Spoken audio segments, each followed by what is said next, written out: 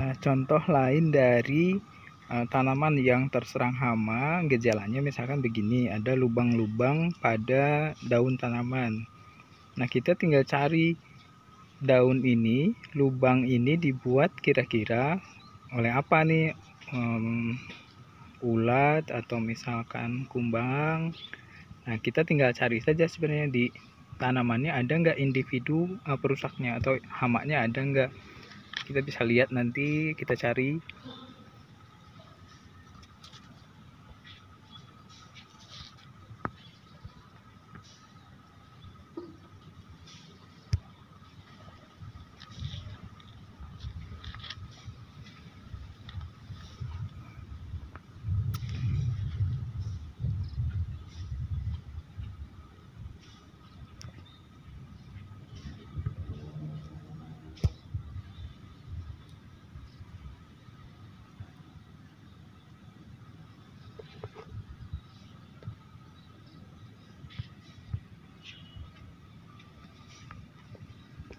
Ini ada ulat kantung nih. Mana nggak jelas nih. Bentar.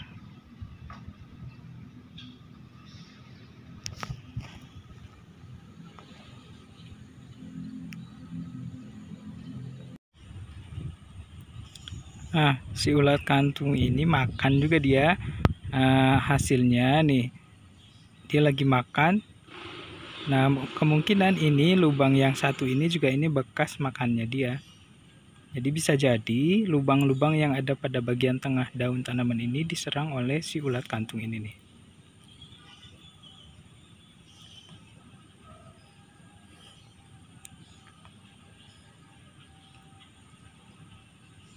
Atau bisa jadi di tanaman ini ada warang hijau nih. Ini kelihatan mudah-mudahan. Nah, dia gerak-gerak. Itu juga bisa jadi hama yang menyerang daun tanaman bunga matahari. Warna hijau itu apa? Nepotetik kalau nggak salah.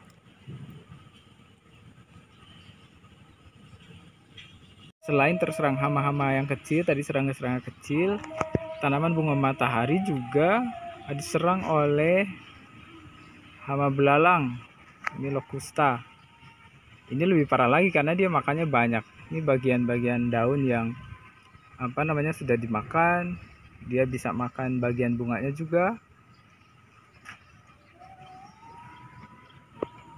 Ini juga ada Leptocoryza. Biasanya ada di tanaman padi. Nah, tapi ini juga ada di bunga matahari. Mungkin jadi tanaman inangnya, tanaman inang yang lain. Ini juga hama sama.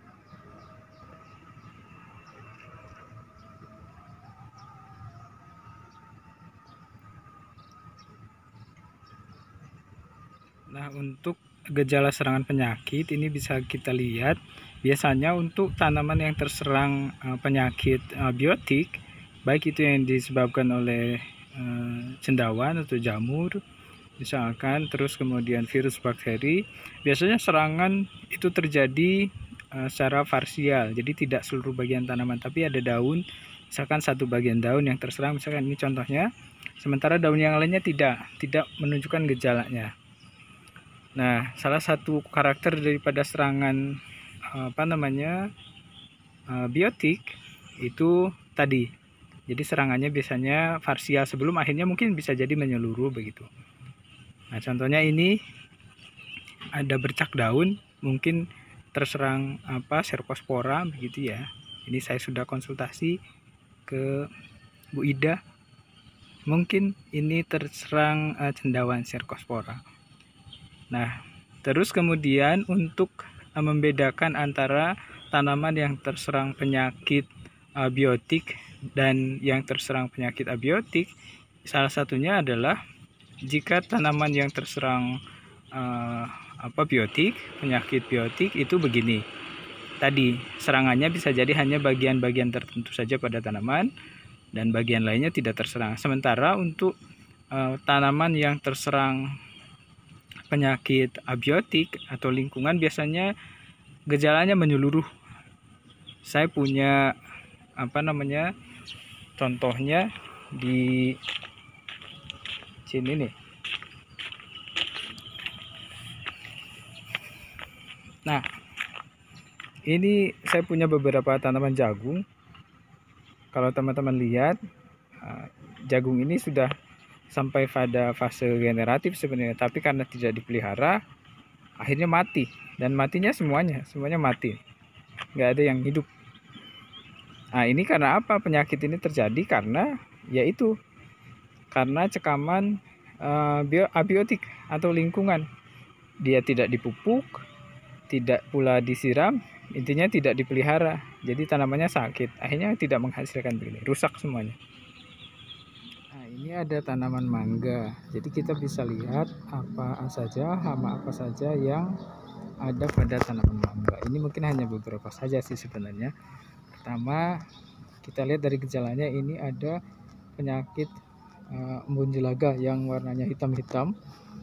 Nah, ini itu penyakit daripada embun jelaga. Embun jelaga itu hasil sekresi daripada kutu putih.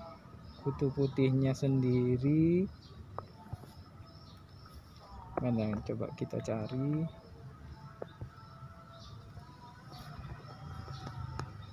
Jadi pasti ada banyak kutu putihnya. Nah, ini selain daripada kutu putih, ada juga wereng mangga.